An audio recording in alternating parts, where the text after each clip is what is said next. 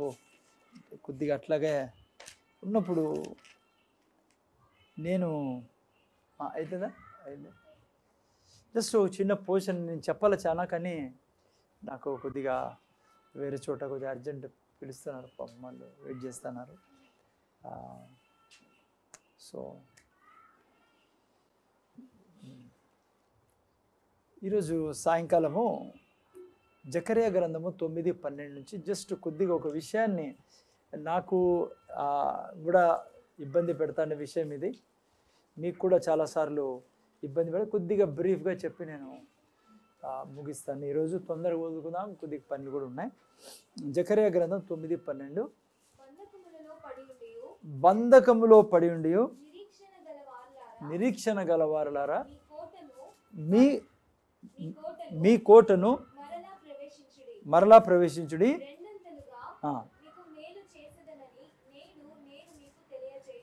చాలా ఇంపార్టెంట్ వాక్యం ఇది. ఇజ్రాయెల్ ప్రజలతో దేవుడు చెప్తున్న మాటమా ఏమన్నాడంటే, మీరు బంధకముల యందు మా కష్టాల్లో, సమస్యల్లో, ఇరుకు ఇబ్బందుల్లో నిరీక్షణ గలవారై ఉన్నారు కాబట్టి దేవుడు అంటున్నాడు, వీళ్ళతో రెండంతలుగా మిమ్మల్ని నేను దీవిస్తా. ఆమె అర్థమవుతుందా? ఇజ్రాయెల్ జనాంగంతో దేవుడు ఈరోజు మనతో అంటున్నాడు. ఏమని అంటున్నాడంటే, ఎన్నో సమస్యలు, కష్టాలు, ఇరుకు ఇబ్బందులు వచ్చినా కూడా మీరు నా మీద ఆధారపడి నేనే దేవుణ్ణి నమ్మి సమస్యల్లో, కష్టాల్లో కుడి ఎడమకు పోకుండా మీరు నిలబడినారు కాబట్టి మీరు తిరిగి మీ కోటలోనికి ప్రవేశిస్తారు. ఎందుకంటే మిమ్మల్ని నేను రెండంతలుగా దీవిస్తాను అంటున్నాడు. సో నా ప్రార్థన మీ కొరకు, మీరు దీవించబడాలా, రెండంతలుగా మీ పిల్లలు దీవించబడాలా, మీ కుటుంబాలు దీవించబడాలా. సో మీరు ఆర్థికంగా, ఆత్మీయంగా దేవుడు అన్ని విధాలు మిమ్మల్ని దీవించాలని మరి నేను ప్రార్థిస్తున్నా. ఖచ్చితంగా అదే దేవుడు చేస్తాడనమాట. అయితే ఎందుకు ఈ ప్రజల్ని దేవుడు రెండంతలు దీవించాడంటే, యొక్క వాక్యంలోనే ఉంది. ఏమైందంట, వీరు ఎన్నో సమస్యలు వచ్చినా, కష్టాలు వచ్చినా, మరి ఎన్నో నేను చాలా ఇది మెసేజ్ లేకుండా వేరే షిఫ్ట్ చేసాం అనుకున్నా, కానీ ఇదే తిరిగి నా దగ్గర వచ్చింది కాబట్టి సో ఇదే చెప్తాను మీకు. మీలో ఎవరు కష్టాలు ఉన్నారో నాకు తెలీదు. మీలో ఈరోజు కష్టాలు ఉండొచ్చు, అనారోగ్యం మిమ్మల్ని బంధించి ఉండొచ్చు, అప్పులు మిమ్మల్ని బంధించి ఉండొచ్చు. ఒకసారి భర్త చేసే పనుల వల్ల మనం బంధించబడతాం, భార్య చేసే పనుల వల్ల బంధించబడతాం, ముఖ్యంగా కొన్నిసార్లు పిల్లలు చేసే ఆ పనుల వల్ల కూడా మనం బంధించబడి ఉంటాం. కానీ దేవుడు అంటున్నాడు, మీరు ఆ సమయాల్లో నిరీక్షణను కోల్పోద్దండి. నా ఎడల నిరీక్షణని, నేను ఏమీ చేయని వాడిని అనుకోకండి, నా చేత కాదని మీరు అనుకోద్దండి, నేను మిమ్మల్ని వదిలేసని అనుకోద్దండి. అలా అనుకోకుండా మీరు నిరీక్షణ ఉంచితే మిమ్మల్ని తిరిగి మీరు వెళ్ళవలసిన పంపిస్తా. అంతేకాకుండా ఇక్కడ చూస్తే రెండంతల దీవెనలు మీకు ఇస్తానంటాడు. రెండంతల మేలు మీకు నేను చేసే దేవుని. ఎప్పుడు ఏ బంధకాలను ఉన్నా సరే, ఏ సమస్యల్లో ఉన్నా సరే. సో అందుకనే ఈ సాయంకాలం మీరు నేను ముఖ్యంగా గుర్తుపెట్టుకోవాల్సింది ఏమంటే, చనిపోయేంత వరకు కూడా మీరు నేను నిరీక్షణను కోల్పోకూడదు కదా. దేవుడు ఏదైతే మనకు వాగ్దానం చేశాడో, ఏదైతే రాయించాడో, ఏదైతే చేస్తానని చెప్పాడో, దేవుడు ఎప్పటికీ దాన్ని చేయకోకుండా మానడు. దేవుడు చెప్పాడంతే, చెప్పేశాడంతే. అది ఈ ఆకాశంలో అవి స్థిరమే ఉన్నాయి. అమ్మ అర్థమవుతుందా? అందుకని చనిపోయేంత వరకు కూడా మన ప్రాణాపాయం వచ్చినా, చనిపోతామని డాక్టర్ అన్నా, ఏదైతే దేవుడు చెప్పాడో మనకు దాని మీద నిరీక్షణను కొనసాగించదు, దాన్ని పట్టుకొని ఉండాలి కదా మీరు నేను. అర్థమవుతుందా? చాలాసార్లు మనం చాలా తప్పుడు డిసిజన్లు కూడా తీసుకుంటాం. మా అర్థమవుతుందా? చాలా విపరీతమైన డిసిషన్లు తీసుకోవడం వలన చాలాసార్లు, ముఖ్యంగా పెళ్ళిళ్ళు చేసుకున్న వాళ్ళు, నాకు అట్లా వాళ్ళు కలుస్తూ ఉంటారు. పెళ్ళి అయిపోయింది, ఇంకా పెళ్ళి అయిపోయినాక ఏం మార్చుకునే ఉందామా, బట్టలైతే మార్చచ్చు, చించి పడేసేయచ్చు. పెళ్ళి అయిన తర్వాత ఏడ మార్చకుంటుంది. అయినా కూడా దేవుడు అంటారు, పెళ్ళి అయినా కూడా చాలాసార్లు రాంగ్ డిసిజన్ తీసుకుని పెళ్ళి చేసుకుంటారు. ఒక అమ్మాయి నాకు రోజు ఫోన్ చేసే, చాలా కొంతకాలం క్రితం, పాపం తను పెళ్ళి అయిపోయింది, పాప పుట్టింది, అయినా కూడా ఎప్పుడు అనేది నేను రాంగ్ డిసిజన్ తీసుకున్నా, నా జీవితమే నరకం అయిపోయింది, ఈ వ్యక్తి ఎప్పుడూ నన్ను హింసిస్తూనే ఉంటాడు, బాధ పెడతానే ఉంటాడు, చాలా ఏడిపిస్తూ ఉంటాడు. మళ్ళీ అతను చనిపోయాడు అనుకోండి, అంత ఏడిపించేవాడు ఏడుంటాడు భూమి మీద. చాలా ఎక్కువ ఏడిపి కూడా ఆడవాళ్ళని జాగ్రత్తగా ఉండాలి మీరు అమ్మా. చాలా ఏడిపించి ఏడిపించి ఏడిపించి ఒక రోజు పోయి బస్సు కింద పడినాడు, లారీ కింద. లారీ పాపము లారీ తీసేసుకుంది అతన్ని, లేకుండా అయిపోయినాడు పాపం. సో అట్లా చాలామంది రాంగ్ డిసిషన్ తీసుకుని వివాహం, రాంగ్ డిసిషన్ తీసుకుని ఏదైనా వ్యాపారం చేసి నష్టపోయి ఉంటారు. అయినా కూడా అట్లా వాళ్ళతో కూడా దేవుడు ఏమంటే, నువ్వు నా ఎడల నిరీక్షణ ఉంచితే ఏ స్థితి నుంచైనా నిన్ను బయటికి నేను తేగలుగుతాను. జాగ్రత్తగా వినంటారా, నా మెయిన్ ఫోకస్ అసలు ఈ వాక్యం చెప్పడానికి కారణం ఏమంటే, నేను అయి వెళ్తున్నా, మీరు అయి వెళ్తారు. అదేంటంటే, ఎందుకు నిరీక్షణ కలిగి ఉన్నారు కాబట్టి ఇజ్రాయెల్ జనాంగము వాళ్ళ సమస్యల్లో, వాళ్ళ కష్టాల్లో, వాక్యం చదువుకున్నాం కదా, నేను రాసి పెట్టుకున్నా, బంధకములో పడి ఉండి మీరు నిరీక్షణ గలవారులారా మీ కోటను మరలా ప్రవేశించు. మీరు బంధకములో కూడా నిరీక్షణ కలిగి ఉన్నారు కాబట్టి మీరు కోటలో ప్రవేశించుడి, ఆ తర్వాత రెండంతలుగా మీకు మేలు చేస్తాను నేను. మీరు చూసినట్లయితే జాగ్రత్తగా వినండి. ఏ రోజు యేసు ప్రభుని మీరు నేను రక్షకుడుగా అంగీకరించామో ఆ రోజు నుంచి నా బ్లడ్ లైన్ చేంజ్ అయింది. నేను సండే ఇదే ప్రీచ్ చేస్తాను అనుకుంటే, రానున్న దినాల్లో రేపు వారం మిస్ చేయకండి. చాలా ప్రామినెంట్ విషయాలు నేను చెప్పాలి రేపు వారం. ఇంకా బేసిక్లో ఉన్నాం మనం ముందుకు పోయేటప్పటికి. అందుకే బైబిల్ అంటుంది మీరు దేవునికి పుట్టి ఉన్నవారు అని. దేవునికి పుట్టి ఉన్నారు అంటే అర్థం ఏంటంటే, సింపుల్గా చెప్పాలంటే నా బ్లడ్ లైన్ చేంజ్ అయింది. ఇప్పుడు మీరు నేను దేవునికి పుట్టి ఉన్నాం. ఇప్పుడు దేవునికి ఎందుకు పుట్టామంటే, దేవుడు చేయు కార్యములన్నీ చేయటకు పుట్టి ఉన్నాం మీరు నేను. ఆ కార్యాలు ఏంటంటూ యేసు ప్రభు 33.5 సంవత్సరం బ్రతికి, ముఖ్యంగా తన 3.5 సంవత్సరంలో చూయించాడు మన లైఫ్ ఏంటో, ఎలా బ్రతకాలి. ఇక్కడ ఆయన ఎట్లయితే రోగం నుంచి ఫ్రీనో, దరిద్రం నుంచి ఫ్రీగా ఉన్నాడు, కోపం నుంచి ఫ్రీగా ఉన్నాడు, కోపం నుంచి ఆ తర్వాత శరీర కార్యాలు, క్రోధము, కుచితము, అసూయ, ద్వేషం, ఈ సాతాను యొక్క జ్ఞానం. ఇది బైబిల్లో 3:16 మనం చదువుకున్నాం, యాకోబు గ్రంథం 3:14, 15, 16. ఈ జ్ఞానం నుంచి యేసుప్రభు దూరం ఉండేవాడు. యాక్చువల్లీ యేసుప్రభు ఏంటంటే మోడల్ పీస్ మనకు, న్యూ క్రియేషన్కి. అందుకే మనకు బైబిల్ అంటుంది ఆయనలో నుంచి మనల్ని సృష్టించాడు. సో అందుకనే మీరు నేను యేసుప్రభు రక్షకుడు అంగీకరిస్తే మొత్తం జనరేషన్ చేంజ్ అయింది మనది. ఎట్లయితే రేహాబు జనరేషన్ చేంజ్ అయిందో, సో ఆ తర్వాత యేసుప్రభు పుట్టిన ఇంకా పాత నిబంధనలో వాళ్ళు, కొత్త నిబంధనలో అయితే కంప్లీట్ బ్లడ్ లైనే చేంజ్ అవుతుంది మనది. ఓకేనా? సో సింపుల్గా ఒక మాటలో చెప్పాలంటే చాలా పవర్ఫుల్ క్రీచర్స్ మనము. అందుకే నిన్న వారం మనం బైబిల్లో ప్రీచింగ్లో చూసుకున్నాం, యేసుప్రభు నోటి నుంచి వచ్చింది ఆ మాట. యోహాను అందరికంటే గొప్ప ప్రవక్త. నెక్స్ట్ సండే కూడా నేను టచ్ చేసి వేరే విషయాలకి వెళ్తాను. ఎందుకో నేను రేపు సండే చెప్తాను ఎందుకు గొప్ప ప్రవక్త.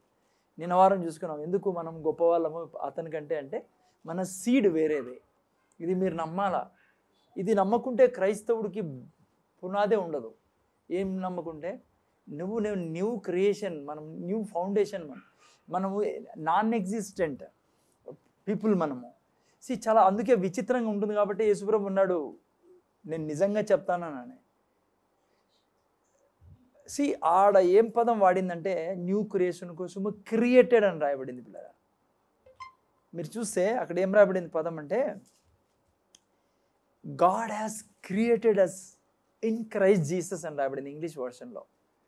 క్రియేటెడ్ అనే పదానికి అర్థం ఏమంటే అంటే, ఈ లేని దాన్ని సృష్టించేటప్పుడు వాడే పదాన్ని దేవుడు క్రియేటెడ్ అని రాశాడు బైబిల్, ఇంగ్లీష్ బైబిల్లో.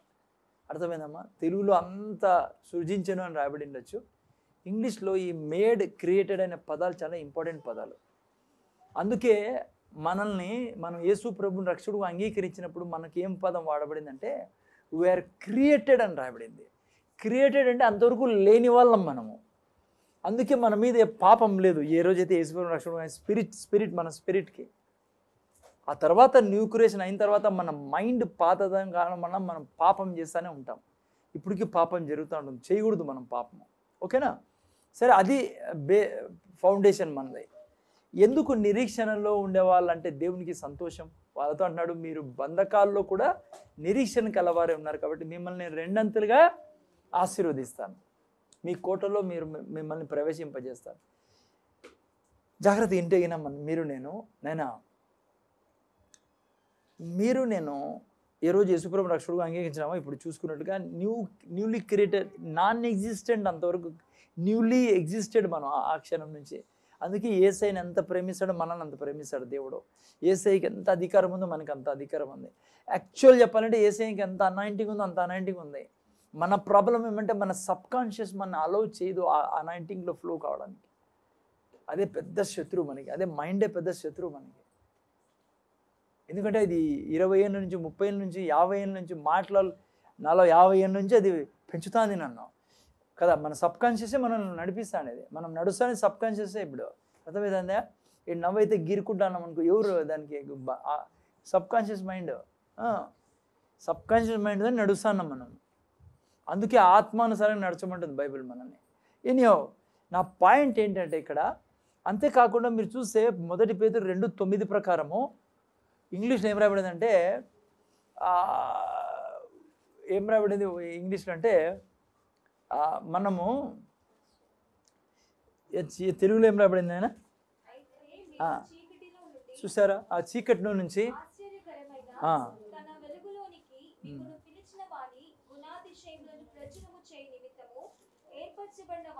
ఓకే ఏర్పరచబడిన వంశం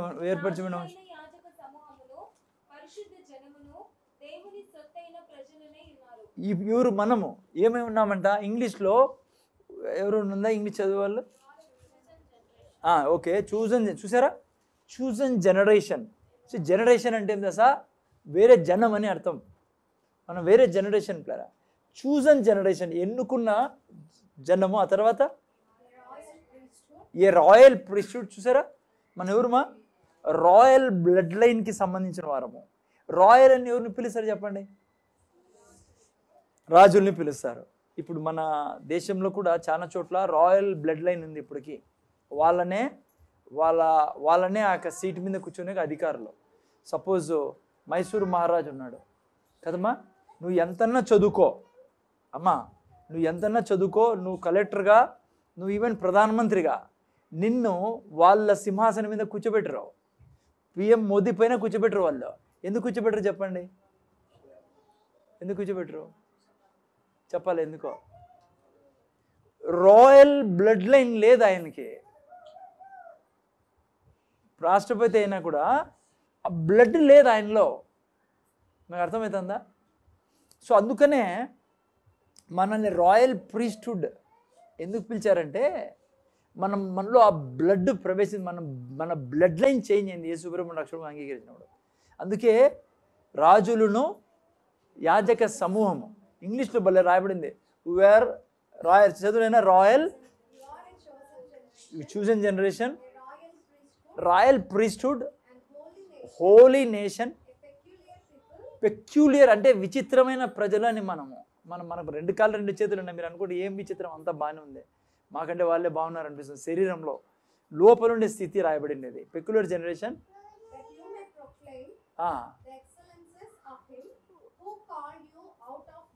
అది నా see you are called to submit his excellence. అంటే దేవుణ్ణి చూపించడానికంటే మనం ఉండేది, ఇప్పుడు మనం బతికి ఉండేది హిజ్ ఎక్సలెన్స్. అంటే ఆయన ఎక్సలెంట్, దేవుడు ఎక్సలెంట్. దేవుడు తను ఎంత ఎక్సలెంట్లో చూపించుకునే దానికి ఎవరు ఉన్నాము? మీరు, నేనే. మీ ద్వారా నా ద్వారా చూపించుకోవాలి. ఆ తర్వాత నువ్వు మెసేజ్ చూడలేదా? నువ్వు మెసేజ్ చూడలేదు కదా, చూడొద్దులే. నేను చదువు, నేను ముందుది చూసుకో. ఇప్పుడు చదువు. నేను who called you out of darkness into his marvelous light. చూసారా పిల్లరా, మనం ఎక్కడున్నాం తెలుసా? మార్వెలస్ లైట్లో ఉన్నాం. వీఆర్ ఎగ్జిస్టింగ్ ఇన్ అంటే ఇంగ్లీష్లో, తెలుగులో తేజోవాసుల స్వాస్థ్యమే ఉన్నాం మనము. సో అంతేకాకుండా మీరు చూస్తే యాక్చువల్గా మనం ఎక్కడ నివసిస్తున్నాం తెలుసా? We are already in the heavens. 12:23 చదివితే మీరు హెబ్రీ రాసిన పత్రిక 12:23 ఏం రాబడింది తెలుసా? మనం తీకండి. ఆల్రెడీ వీఆర్ ఎగ్జిస్టింగ్ ఇన్ సియోన్, జాయన్లో ఉన్నాం మనము. పిల్లరా, మీరు నేను దేవునితో నివసిస్తున్న వాళ్ళము. అందుకే మీకు నాకు 2 రిలమ్స్లో యాక్సెస్ ఉంది. ఒకటి స్వర్గంలో, ఒకటి భూమి మీద పిల్లరా. మన స్పిరిట్కి ఎంత అధికారం ఉందంటే, ఎంత శక్తి ఉందంటే, స్వర్గంలో నివసిస్తాను ప్లస్ భూమి మీద కూడా నివసిస్తాను. అటువంటి గొప్ప లైఫ్ మీదే నాది. పాయింట్ ఏంటి, ఎందుకు ఇవన్నీ చెప్తున్నానంటే, నా ఐడెంటిటీ అది. ఎందుకు దేవుడు వాళ్ళని చూసి సంతోషపడుతున్నాడు? బంధకాల్లో ఉన్న మీ నిరీక్షణను మీరు కోల్పోలేదు, అందుకే నేను 2 అంతల ఆశీర్వాదం. ఇప్పుడు నేను జాగ్రత్తగా చెప్పారా, ఎందుకు ఈ ప్రీచింగ్ మీకు తీసుకొచ్చారంటే, ఇదంతా నా శత్రువుకి బాగా తెలుసు. అమ్మ, నా శత్రువుకి మనకు తెలుసు ఇవన్నీ. ఇప్పుడు ఇన్నప్పుడు తెలుస్తుంది. మళ్ళీ అర్ధగంట తర్వాత ఇంట్లో ఏదైనా సమస్య వచ్చేకి పక్కన పెట్టువా బాబు, వెలుగు, ఇవన్నీ మా సమస్యలు బాగున్నాయి కదమ్మా. ఏడ లైఫ్ మనం ఫాలో అవుతాం, అట్లా ఫాలో కాలేం కదా ఆ లైఫ్ని. ఈ వాక్యం అదే చెప్తా ఉండేది. జాగ్రత్త ఏంటంటే పిల్లరా, ఏంటి నిరీక్షణని మీరు కోల్పోలేదంట అంటే, సాతాను మా ఇంటానారా, ఇదే పాయింట్ చెప్పేదానికి ఇవన్నీ చెప్పి అనుక్షణము నీ ఎంట పడింటాడు వాడు, నిన్ను నిరుత్సాహపరిచేకి. నేను వింటానారా, నిన్ను అనుక్షణము నీతో మాట్లాడుతూ అంటాడు, నీకు తెలియకుండానే నీ మనసులో మాటలేస్తా అంటాడు వాడు. వాడు అటాక్ చేసేది ఎక్కడంటే, దేవుడు చెప్తా ఉండేది కేవలం కాగితంలోనే ఇది నీ జీవితంలో జరగదు. నువ్వు ఎప్పుడు సంతోషం ఉండలేవు అమ్మ, వింటానారా. నువ్వు ఎప్పుడు విజయంలో ఉండలేవు, నువ్వు ఎప్పుడు మేలు చూడలేవు, నువ్వు ఎప్పుడు ఈ దేవుడు చెప్తాంటే నీ జీవితంలో జరగదు అంతే అని వాడు ఏం చేశారంటే, మనుషుల ద్వారా మనతో మాట్లాడుతుంటాడు, డిస్కరేజ్ చేద్దాను. మా వింటానారా, మనల్ని డిస్కరేజ్ చేస్తా అంటాడు.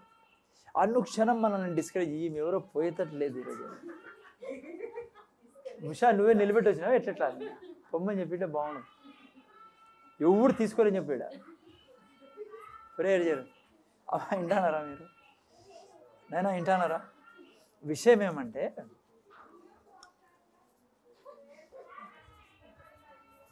డిస్టర్బ్ ఏం లేదులేమ్మా, ప్రేయర్ జరుగుతుంది, ఇది ముందుకు పొమ్మింది.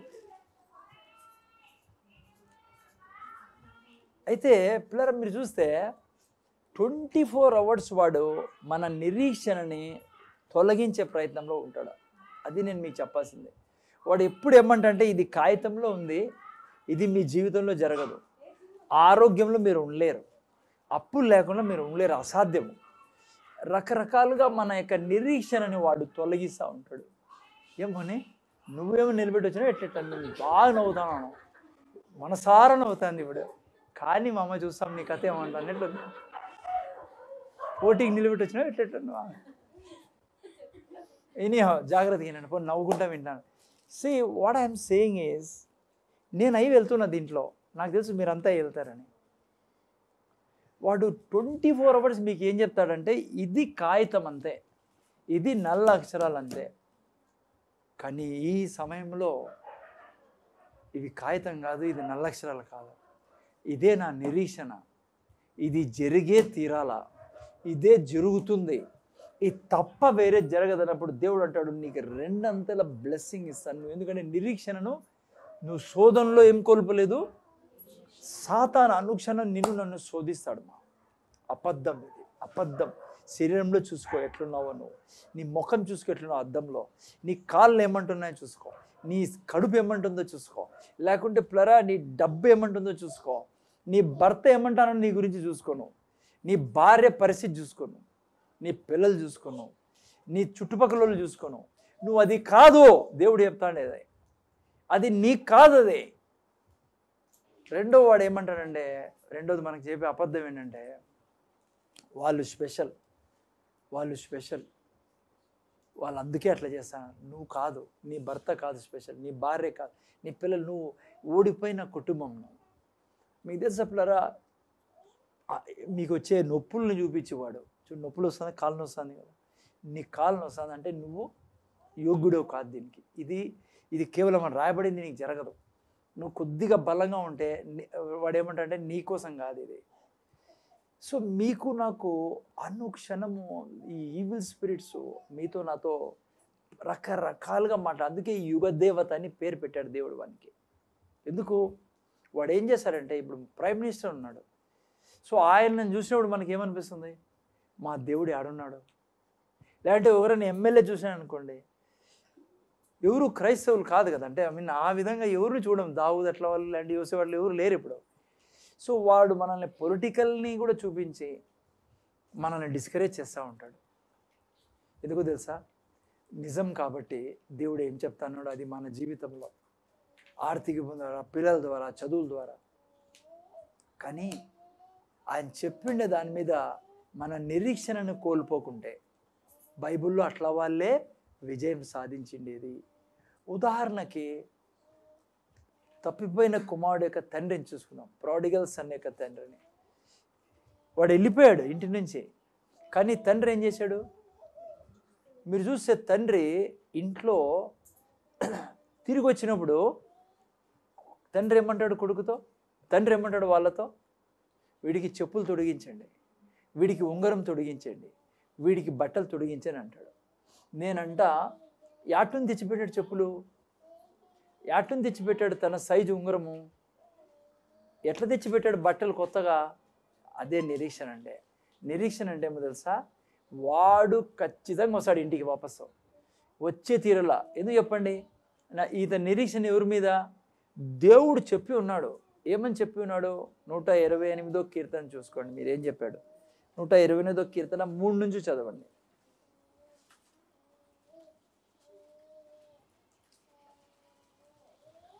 128వ కీర్తన 3 నుంచి. అమ్మా నీ లోగిట చదవండి, కరెక్టే లేండి. చదవండి.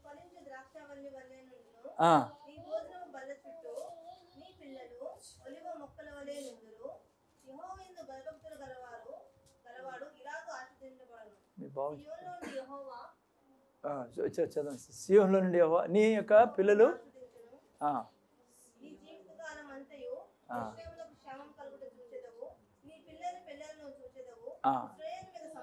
మూడో వాక్యంలో ఏం రాశారు? నీ భార్యను.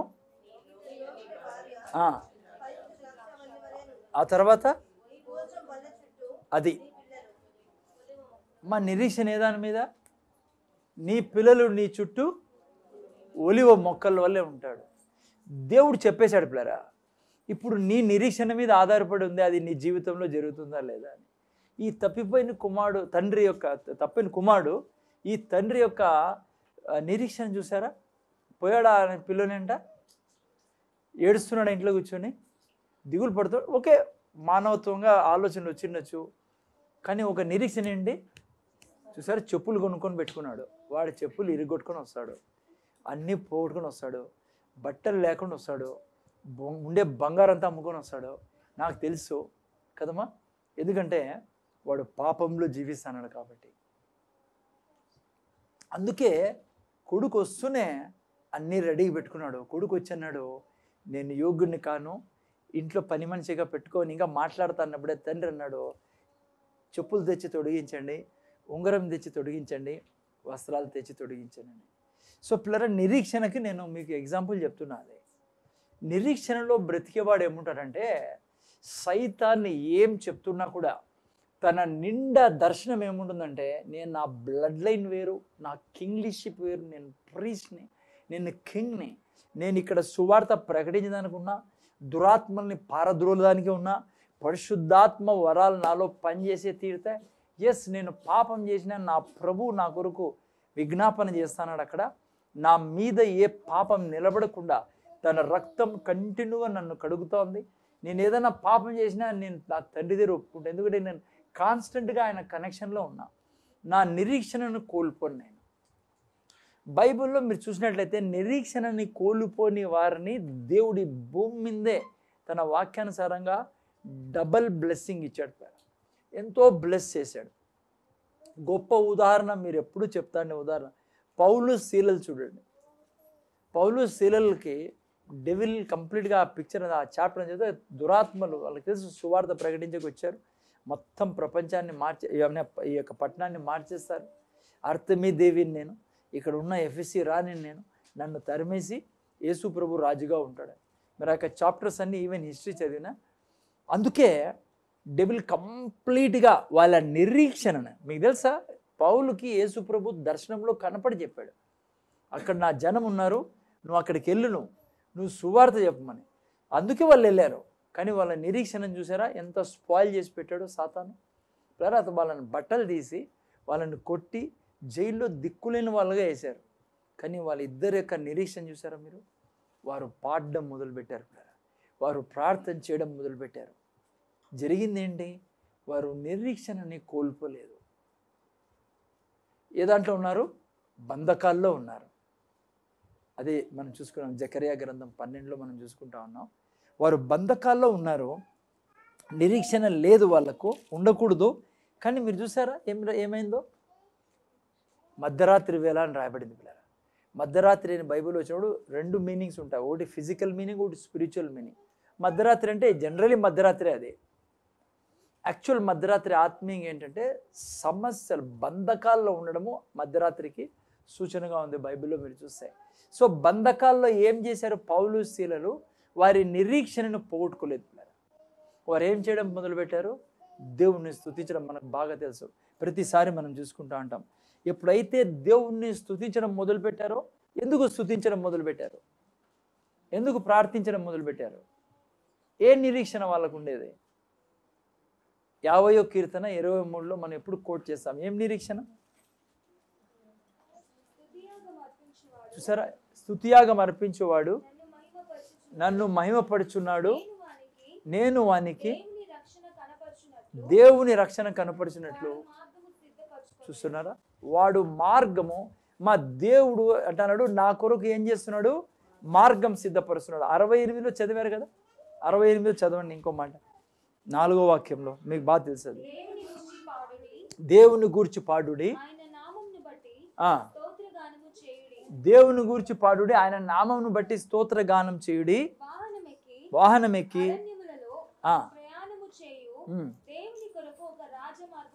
చూసారా?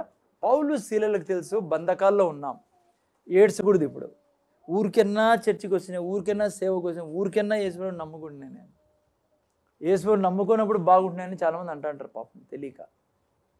యేసు లేకుంటే జీవితానికి అర్థమే లేదు. మీకు అర్థమవుతుందా? ఇక్కడ చూస్తే మీరు నేను స్తుతించినప్పుడు ఏం చేస్తున్నాము? అరణ్యంలో రాజమార్గం ఏర్పరుస్తాను. ఏం చేసేదానికంటే ఆయన వచ్చి తన రక్షణను నిరీక్షణ. అది నేనేం చెప్పాలనుకున్నాను అంటే, దినమంతా మీ నిరీక్షణను దొంగలించేదానికి సాతాను శత విధాల ప్రయత్నం చేస్తూ ఉంటాడు. వాడే మీకు సమస్యలు తెచ్చిపెడతా ఉండేది, వాడే మీకు నిరుత్సాహం తెచ్చిపెడతా ఉండేది, వాడే మీ ఇంట్లో ప్రాబ్లమ్స్ రైజ్ చేస్తా ఉండేది. ఎందుకంటే నువ్వు ఆ బ్లడ్ లైన్లో నువ్వు కలవకూడదు, ఆ యొక్క తేజస్సులో నువ్వు జీవించకూడదు. ఆయన విట్నెస్గా మనల్ని పెట్టిపోయాడు. ఆయన మనం సాక్ష్యంగా ఉండాలని, ఆయన లైక్ అపోస్తుల్లా మనం సాక్ష్యంగా ఉండాలని. క్రైస్తవులుగా ఉండలేకపోతాను, ఎందుకంటే 24 hours మీ మనస్సు మీద వార్ జరుగుతూ ఉంటుంది. కానీ బైబిల్ ఏమంటుంది తెలుసా? నిరీక్షణ, బంధకాల్లో నిరీక్షణ కలిగి ఉండే. మనం ఏం చేస్తాం బంధకాల్లో? ఏం దేవుడు, ఏం ప్రార్థనలే, ఏం బైబిల్ తిబ్బా, ఏం బాగుందని, కానీ మీకు తెలియడంలే మీ మీద ఇది అటాక్ అని. అయితే మీరు నిరీక్షణ కలిగి ఉంటే, మీరు లేచి నిలబడితే పౌలు శీలల్లాగా మీరు వాక్యం మీద నిలబడతాయి. అక్కడ ఏం జరిగిందమ్మా? ఆ అర్ధరాత్రి వేళ దేవునికి మార్గం ఏర్పరిచారు. వీళ్ళు స్తుతించి ఆరాధించారు, ప్రార్థించారు, దేవుడి యొక్క వాక్యాన్ని దేవుడు నెరవేర్చగలిగాడు. అక్కడ వీళ్ళ బంధకాలే కాదు, అక్కడ ఉన్న ప్రతి ఒక్కరి బంధకాలు వీడాయి. వాళ్ళ బంధకాలే కాదు, ఎవరైతే కొట్టాడో ఆ రాత్రి బాప్తిజం తీసుకున్నారు కదా, మొత్తం కుటుంబం ట్రాన్స్ఫార్మ్ అయింది. చూసారా? అంటే మీరు నిరీక్షణని కోల్పోకుండా ఉంటే, మనము ఒక ఆయన తన కొడుకుని సంపాదించుకున్నాడు, తన కుటుంబాన్ని మళ్ళీ సంపాదించుకున్నాడు. ఇక్కడ వారు అన్యుల మధ్య విజయం సాధించారు, అన్యులు రక్షించబడ్డారు పిల్లగా, ఆ కుటుంబమే రక్షింపబడింది. నేను మీకు చెప్పాలనుకుంటున్నా, అక్కడ ఎవరైతే ఖైదీలు ఉన్నారో వాళ్ళలో అనేక మంది ఆ రోజు మారిపోయింటారు. ఎందుకంటే జీవితంలో చూడలేదు. అమ్మ అక్కడ మాత్రమే భూకంపం రావడం వేరు, మొత్తం దేశంలో వచ్చిందంటే భూకంపం వచ్చింది అంటాం. ఆడ జరిగింది ఏమో తెలుసా? కేవలం జైల్లోనే భూకంపం వచ్చినది. జైలర్ రక్షణ పొందుకున్నాడంటే జైల్లో ఉన్న ఖైదీల గతి ఏమైంటుంది చెప్పండి మీరు? ఎంత గొప్ప విప్లవం చెప్పండి. ఆడ కారణం ఏమంట? బంధకాల్లో ఏం కోల్పోలేదు? నువ్వు అనారోగ్యంలో నిరీక్షణ కోల్పోకుంటే 2 అంతుల ఆశీర్వాదాన్ని అనుభవిస్తావు. నువ్వు బంధకాల్లో నిరీక్షణ కోల్పోకుంటే పిల్లరా ఇంట్లో కొడుకుని మార్చుకుంటావు, ఇంట్లో పరిస్థితి మారుతుంది, పట్టణంలో ఉన్న రక్షణ లేని వారి పరిస్థితి మారుతుంది. ఆ తర్వాత నేను జల్దీ ముగించాలి కాబట్టి ఫాస్ట్ చెప్తాను. షద్రక్ మేషక్ అబేద్నెగో జీవితం చూసుకోండి. ఇందులో ఉన్నారు వాళ్ళు, దేశమంతా ఒక పక్కన, 3 మాత్రం ఒక పక్కన ఉన్నారు. ఏం నిరీక్షణ ఉంటుంది వాళ్ళలో? మీరే చెప్పండి. ఏమొచ్చి ఉంటుంది ఆలోచన? దేవుడే ఉంటే ఇంత జరుక్కుంటూ పోతుంది కదయా, ఎలా సాక్ష్యంగా ఉంటామేమో. ఏం జరుగుతుంది? కంటిన్యూగా పిల్లరా రాజు ఉద్రేకపడతాడు, రాజు వీళ్ళని గద్దిస్తాడు, రాజు వీళ్ళకి శిక్షించాడు, ఆల్రెడీ డిక్లేర్ చేయబడింది, మంట ఎక్కువ చేయబడుతుంది, 7 రెట్లు ఎక్కువ చేయబడింది. లాస్ట్లో రాజు అంటాడు ఇప్పుడు కూడా ఛాన్స్ ఇస్తానని. మీకంటే ఎట్లుంటుందో ఆ 3 యొక్క నిరీక్షణ ఏముంటుంది చెప్పండి. కానీ మీకు తెలుసా బంధకాల్లో వాళ్ళు ఏం చేశారు? నిరీక్షణ కోల్పోలేదు. వాళ్ళు ఏమన్నారు తెలుసా? మా దేవుడు సమర్థుడు అన్నారు. అక్కడ ఏమన్నారు? మా దేవుడు సమర్థుడు. చూడండి, నిరీక్షణ కలిగి ఉన్నారు. నేను ఏం చెప్తున్నాను పిల్లరా, దేవుడు కూడా మనల్ని చూడాలనుకుంటారు. ఏం డిసిజన్ తీసుకుంటారు వీళ్ళు ఈ బంధకాల్లో? ఏం డిసిజన్ తీసుకుంటారు ఇటువంటి కష్టాల్లో? ఎలా నిర్ణయం తీసుకుంటారు ఈ అనారోగ్యంలో? ఏమంటారు వీళ్ళు నా గురించి అని? ఎందుకంటే ఇజ్రాయెల్ జనాంగంతో అంటున్నాడు దేవుడు, మీరు మీ బంధకాల్లో మీ నిరీక్షణను కోల్పోలేదు కాబట్టి మిమ్మల్ని మీ యొక్క కోటకు నేను తిరిగి పంపిస్తా 2 అంతుల ఆశీర్వాదాన్ని. షద్రక్ మేషక్ అబేద్నెగోకి ఏమని చెప్పండి? అక్కడ ఎట్లయితే జైల్లో అందరూ రక్షణ పొందుకున్నారో పౌలు శీలల వలన, ఇక్కడ రాజే దేవుని సన్నిధిలో మోకరిల్లాడు. రాజ్యమే మోకరింది. నెబుకద్నెజరు ఏమన్నాడు తెలుసా? ఈ దేవుణ్ణి తప్ప వేరే ఎవరినైనా పూజిస్తే వాళ్ళ ఇంటిని నేను దిబ్బగా మార్చేస్తాను. ఎప్పుడు ఇది సంభవం అని చెప్పండి? నిరీక్షణను కోల్పోయినప్పుడు ఆ 2 అంతల ఆశీర్వాదం. దానియేలుని చూడండి, నిరీక్షణను కోల్పోలేదు దానియేలు. ఏ స్థితి వచ్చింది దానియేలుకి? ఏమీ తప్పు చేయలేదు కానీ ఇరికించబడ్డాడు జైల్లో. ఏమనాలా దానియేలు? ఏం దేవుడవు నువ్వు? నీకోసమే కదా నేను ప్రార్థన చేస్తానేది, నువ్వే కదా ప్రార్థన చేయమన్నావు, నీ మాటలు బట్టే పోతాను. నేను ఆల్రెడీ డిక్లేర్ చేయబడింది నాకు బోన్లో ఏమని సింహాల దీంట్లో. ఎట్లా నిరీక్షణ కలిగి ఉంటాడు చెప్పండి? ఎట్లా నమ్ముతాడు దేవుణ్ణి? ఎట్లా ఆయన వాగ్దానాన్ని నమ్ముతాడు? ఎట్లా ఈ నల్ల కాగితాల్లో రాసిన నల్ల అక్షరాలు ఎట్లా నమ్ముతాడు? తెల్ల కాగితం రాసినట్టు ఆయన.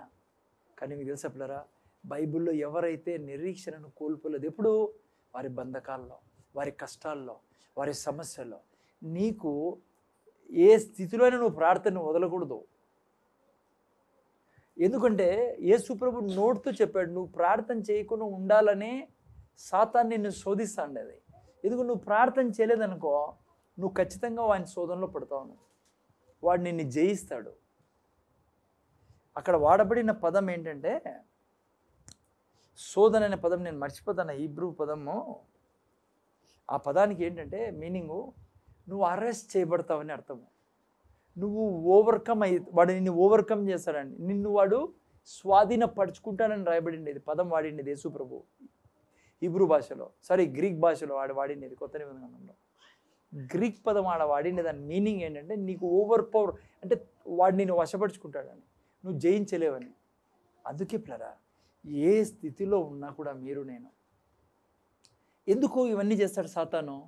అమ్మా మెయిన్గా ఎందుకు చేస్తాడు వాడు? ఎందుకు మీ నిరీక్షణ తీసేసేలా? నువ్వు ఒక్కడివే రాయల్టీ కలిగిన వ్యక్తివి. అమ్మ అర్థమవుతుందా నీకు? నువ్వు ఒక్కడివే వేరే బ్లడ్ లైన్ కలిగిన వ్యక్తివి. నువ్వు రాజువే. నువ్వు ఒక్కడివే సమస్య సాతానికి. నువ్వు మాట్లాడినావు అనుకో, నిరీక్షణ కలిగి నువ్వు కంటిన్యూ అయినావు అనుకో ఆయన వాగ్దానం మీద, కంటిన్యూ అయినావు అనుకో ప్రేయర్లో, కంటిన్యూ అయినావు అనుకో నీ మినిస్ట్రీలో, కంటిన్యూ అయినావు అనుకో గిఫ్ట్స్ ఆపరేట్ చేయడంలో, కంటిన్యూ అయినావు అనుకో దయ్యాలు చేయడంలో, కంటిన్యూ అయినావు అనుకో, నువ్వు ఒక్కడివే సింహాసనం మీద కూర్చోబెట్టబడిన వాడివి. ఇంక మిగతా వాళ్ళు లేరు. ఎవరైతే యేసయ్య రక్తంతో కడమనో వాళ్ళే ఆ బ్లడ్ లైన్లో ఉన్నవాళ్ళు. నిన్ను నిరీక్షణ లేకుండా చేస్తే ఏమవుతుంది? సాతానికి అడ్డుపడేవాడే ఉండడు మా. సో అందుకనే ఈ సాయంకాలం నేను మీకు ఎంకరేజ్ చేస్తాను, అదేంటంటే ఏ స్థితిలో కూడా నిరీక్షణను కోల్పోకండి. పౌలు శీలలు కోల్పోలే, ఆ తండ్రి కోల్పోలే, షద్రక్ మెషక్ అబేద్నెగో కోల్పోలే, దానియేలు కోల్పోలే. ఇంకో ప్రాముఖ్యమైన వ్యక్తి ఎవరు? యోసేపు జీవితం చూడండి. చిన్న వయసు నుంచే ఎన్ని ఏళ్ళు తెలుసా మీకు? 17 సంవత్సరాలు నిరీక్షణ కలిగి ఉన్నాడు ఆయన. 17 years. ఎన్ని సమస్యలు వచ్చాయి, కానీ ఆయన ఏమనేవాడు తెలుసా? నాకు చాలా మంచి స్టేట్మెంట్ ఏంటంటే యోసేపు జీవితంలో ఆయన క్యారెక్టర్, నాకు ఆయన జీవిత చరిత్ర చదివితే యోసేపు అంట అదే ఉండాలి ప్లరా మీ నా జీవితంలో. అందుకే ప్రధానమంత్రి కాగలిగాడు ఆయన. యోసేపు ఒక స్పెషాలిటీ ఏమో తెలుసా?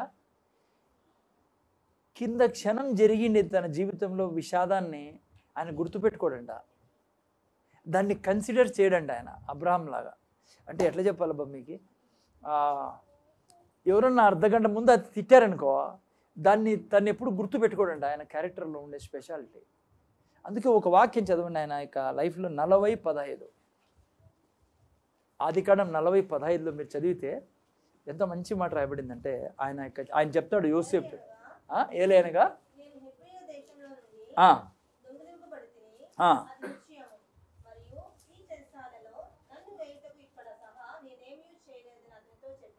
చూసారా పిల్లరా? ఈ ఈ మాట ఎప్పుడు చెప్పాడంటే నేను హెబ్రీయుడిని, అందుకే ఇక్కడ వేయబడ్డానని. తను అడుగుతున్నారు ప్రజలు, అసలు ఎందుకు వచ్చావు నువ్వు జైల్లోకి, ఏం జరిగింది నీ జీవితంలో అన్నప్పుడు తను ఏంది చెప్పడంలా, నేను హెబ్రీయుడను, నన్ను అమ్మేసినారు, దానివల్ల ఇక్కడికి వచ్చి జైల్లో పడ్డాను నేను. అంటే స్పెషల్ క్యారెక్టర్. అంటే బైబిల్ జ్ఞానులు ఏమంటారంటే యోసేపు గురించి, ఎందుకు యోసేపు అంత సక్సెస్ఫుల్ లీడర్ కాగలిగాడు చిన్న వయసులోనే అంటే, చాలా చిన్న వయసులో 35-36 అనుకోండి, చిన్న వయసులో. ఎందుకంటే యోసేపు నిరీక్షణ కలిగి ఉన్నాడు ప్రతి క్షణం. అంటే తను చేసిన వాగ్దానం నెరవేర్చాడు దేవుడు. అది నెరవేర్చబడకూడదని సాతాను నన్ను నిరీక్షణ లేకుండా చేస్తాడు. స్పెషల్ క్యారెక్టర్ ఏంటంటే యోసేపు దగ్గర ఉండేది, వెనక ఎవరేం చేశారో ఎప్పుడు జ్ఞాపకం చేసుకోడంట ఆయన. వెనకలు ఏం జరిగింది జ్ఞాపకం చేసుకోడట ఆయన. ప్రతి క్షణము ఒక కొత్త క్షణంగా జీవించేవాడంట ఆయన. అరే ఇంత జరిగింది, నాకు ఇది అయిపోయింది, నేనేడ పైకి వస్తా, నో. ప్రతి క్షణము తను వెనకలు జరిగింది ఎప్పుడు జ్ఞాపకం చేసుకోకుండా ప్రతి క్షణము దేవుని యొక్క వాగ్దానం మీద ఇది చేయబోతున్నాడు దేవుడు, ఇది జరుగుతుంది, ఇది చేస్తాడు, ఇదే జరుగుతుంది నాకు అని యోసేపు జీవించేవాడు.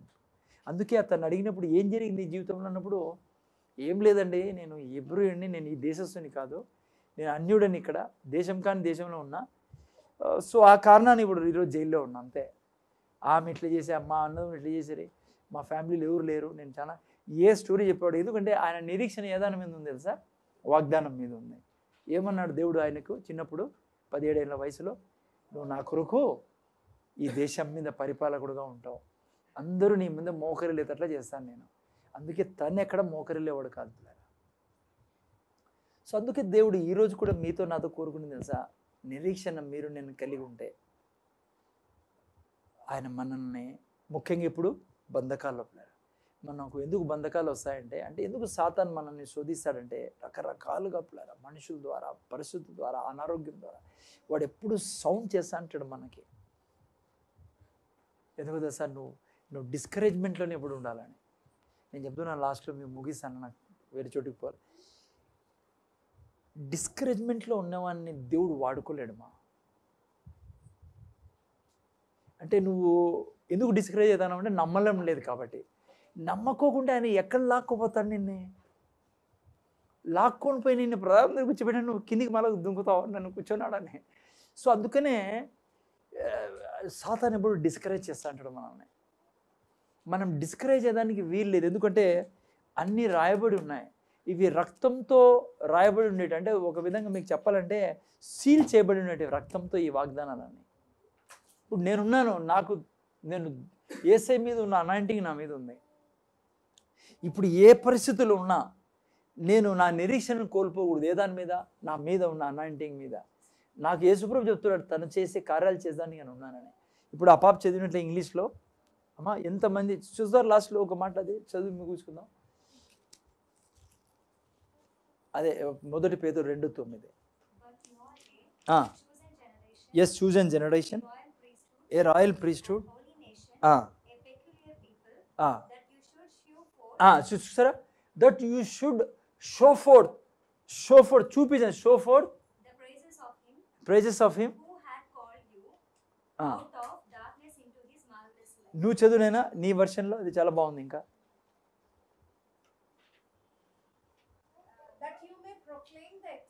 అది చూసారా, అది నాకు మంచి వర్షన్. అది you may proclaim the excellences ఎవరిది?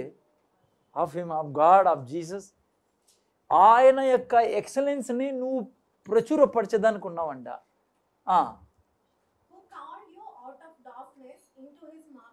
చూసారా పిల్లరా, అంటే దేవుణ్ణి చూపించడానికి ఉన్నాం మనము. అందుకే మనకు నిరుత్సాహపరుస్తా అంటాడు సాతాన్ మొత్తం సైన్యమే క్రైస్తవుల మీద పనిచేస్తాడు. మిగతా వాళ్ళతో నీకు సంబంధం లేదు, ఆల్రెడీ మన చేతిలో ఉన్నారు కాబట్టి. అందుకే లాస్ట్లో ఒక వాక్యం, రోమిల రాసిన పత్రిక 5:5 చదవండి ఎవరన్నా. అట్లే 12 కూడా చదువుదాం. 5 చదవండి.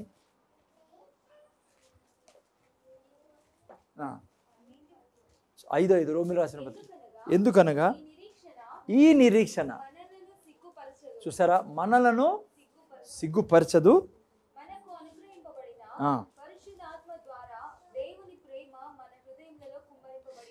ఈ నిరీక్షణ అంటే దేవుడు ఇచ్చిన వాగ్దానం మీద మనం ఉండే నిరీక్షణ మనం సిగ్గుపడి. అందుకే 12:12 మంచి మాట అంటాడు, ముగిద్దాం.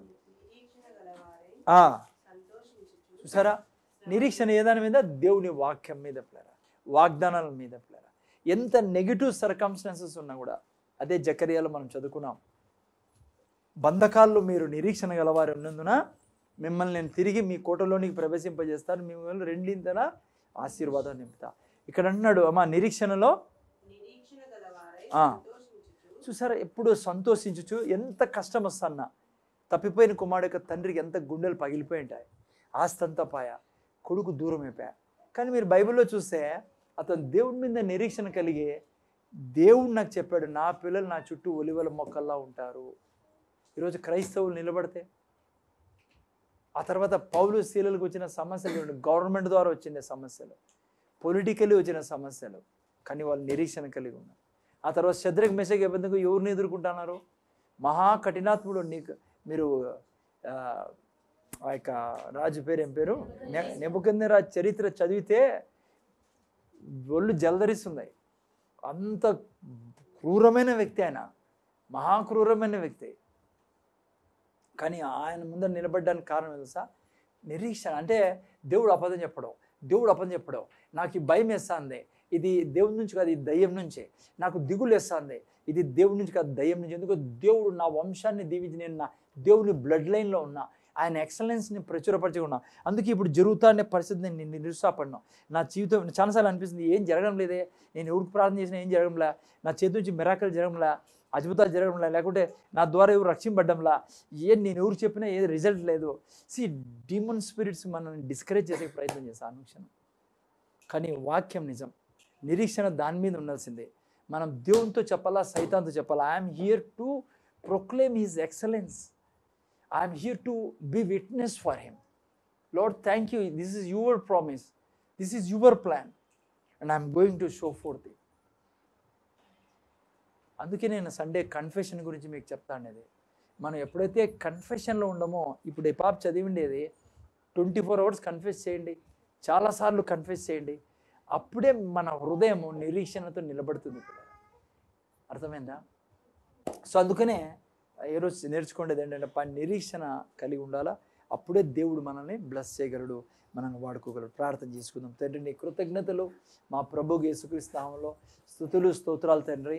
నాయనా, మరి యొక్క సాయంకాల సమయంలో నిరీక్షణ కలిగి ఉండే విషయం మేము నేర్చుకున్నాం. సాతాను అనుక్షణం రోగం ద్వారా, కష్టాల ద్వారా, పిల్లల ద్వారా, భర్త ద్వారా, చాలాసార్లు భార్యగా సంఘంలో వాళ్ళకి అనిపిస్తూ ఉండొచ్చు, ఏంటి ఈ భర్త ద్వారా నేను సేవ చేయలేనే, అయ్యో నా జీవితం పాడైపోయింది, లేదంటే భార్య ద్వారా, లేదంటే పిల్లల ద్వారా, లేదంటే ఇంకా వాళ్ళ ద్వారా వీళ్ళ ద్వారా. స్వామి, ఇదంతా సాతాను యొక్క ఎత్తుగడ. ఎందుకంటే మేము ఎప్పుడు డిస్కరేజ్మెంట్లో ఉండాలని, కుమిలిపోవాలని. కానీ మేము మా బ్లడ్ లైన్ వేరే తండ్రి. మేము రాజులంగా చేయబడి ఉన్నాం నాయనా. మేము యేసయ్యకు పుట్టిన వారం, దేవునికి పుట్టిన వారం. బైబిల్ చెప్తోండి, మీరు ఆశ్చర్యకరమైన తన వెలుగులోనికి ప్రవేశించిన వారని. ఏ మాత్రమే వెనకాడకుండా ముందుకెళ్ళాలి తండ్రి. స్వామి, మీరే సహాయం చేయమని మా ప్రభు, మా రక్షకుడు యేసుక్రీస్తుని వేడుకొచ్చున్నాం తండ్రి. దీన్ని మళ్ళీ మనం ముందుకు తీసుకెళ్దామా. నేను కొన్ని విషయాలే చెప్పాను. దేవుని ఆశీర్వాదం తీసుకుందాం. యేసయ్య కృప, దేవుని ప్రేమ, పరిశుద్ధాత్మక సావాసం మనకు, మన కుటుంబాల మీద ఇప్పుడు సదాకాలం తోడను గాక. ఆమేన్.